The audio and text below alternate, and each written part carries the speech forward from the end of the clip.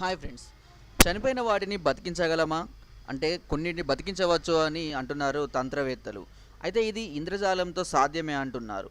మన చుట్టూ మనకు తెలియకుండా ఎన్నో రకాలైనటువంటి శక్తులు, ఎన్నో రకాలైనటువంటి రసాయనాలు మనకు తెలియకుండానే ఎన్నో ప్రయోజనాలను చేయగలవు.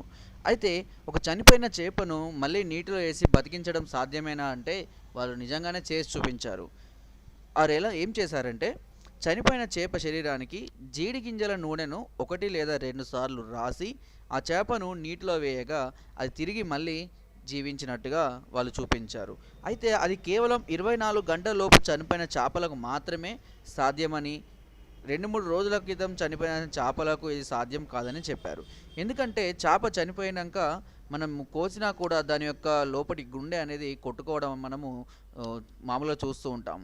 అయితే రక్త ప్రసరణ ఆగిపోవడం వలన అలా జరుగుతుంది కాబట్టి, ఈ జీడి గింజల రసం దానిపైన రాసినప్పుడు మళ్ళీ తిరిగి రక్త ప్రసరణ అనేటి మొప్పల ద్వారా జరిగి మళ్ళీ అవి బ్రతుకుతాయని వాళ్ళు చెప్తున్నారు. నా వీడియో కనుక మీకు నచ్చినట్టయితే ఒక లైక్, ఒక షేర్ చేయండి. మరిన్ని వీడియోస్ కోసం సబ్స్క్రైబ్ చేయడం మాత్రం మర్చిపోకండి.